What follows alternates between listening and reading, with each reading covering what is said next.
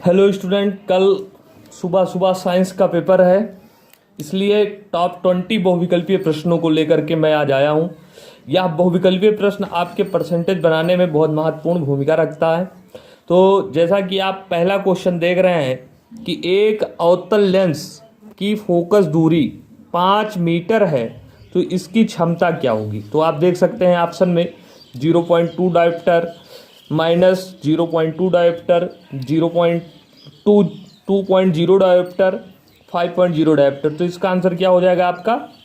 Answer number B. Most important क्वेश्चनों की श्रृंखला है। ये 20 क्वेश्चन आप पढ़िए, जो आज पढ़ेगा कल पेपर में वही दहाड़ेगा।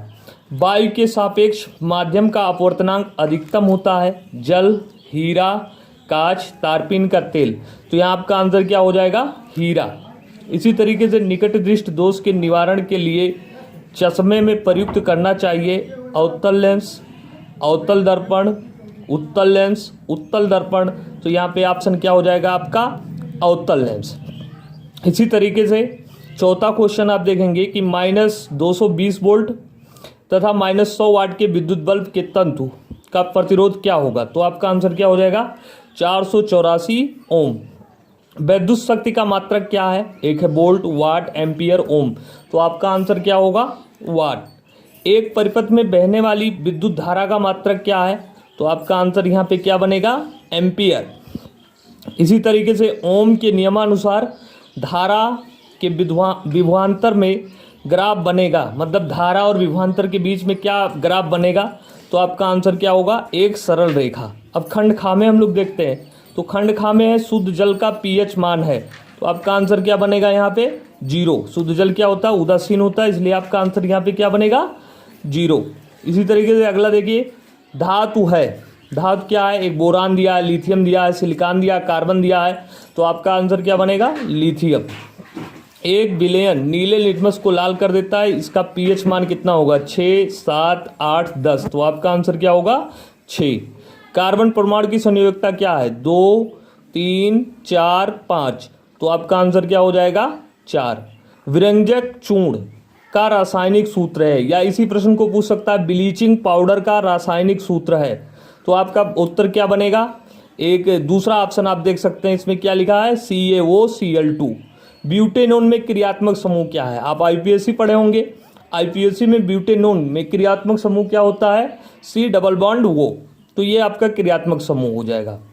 अब आप देखिए खंडगात, जो बायो से रिलेटेड क्वेश्चन होते हैं, उसमें दिया गया है प्राग कण का निर्माण कहाँ होता है।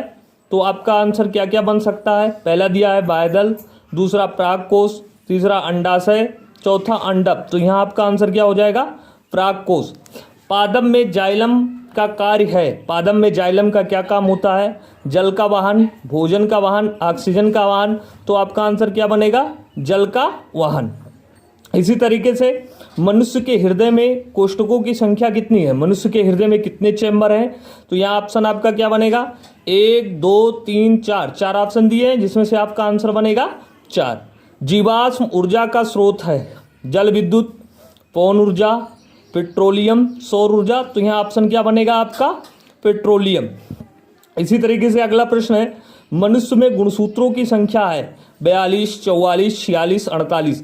तो ये आपका आंसर क्या हो जाएगा यहाँ से? 46। अलैंगिक जनन द्वारा मुकुलन, मतलब अलैंगिक जनन मुकुलन द्वारा होता है, बडिंग, इसको इंग्लिश में बडिंग बोलते हैं। बडिंग द्वारा किसमें होता है? अमीबा में, ईस्ट में, प्लाज्मोडियम में, लीशमानिया में। तो यहाँ आपका आंसर क्या बनेगा? ईस्ट में। इसी तरीके से हीमोग्लोबिन महत्वपूर्ण भूमिका निभाता है किसमें? वो श्वसन में, उत्सर्जन में, पाचन में, पोषण में। तो आपका आंसर क्या बनेगा? श्वसन। तो ये श्रृंखला हमारा टॉप 20 के नाम से है, जिसमें सारे बहुविकल्पीय प्रश्नों को हमने बताया है। और इन बहुविकल्पीय प्रश्न जो है ये बहुत महत्वपूर्ण है। इसके पहले भी हमने इंपॉर्टेंट प्रश्नों पर चर्चा कर लिया है। तो आज जो 5 मिनट पढ़ेगा, 5 मिनट वीडियो को देखेगा, वो कल पेपर में दहाड़ेगा। इसलिए इसका आंसर भी मैंने डाल दिया कि इतना रट लो, समझो कि आपके पेपर का जितने बहुविकल्पीय प्रश्न थे उसका समाधान इस एकमात्र वीडियो में समाहित करने का प्रयास किया गया है। Thank you.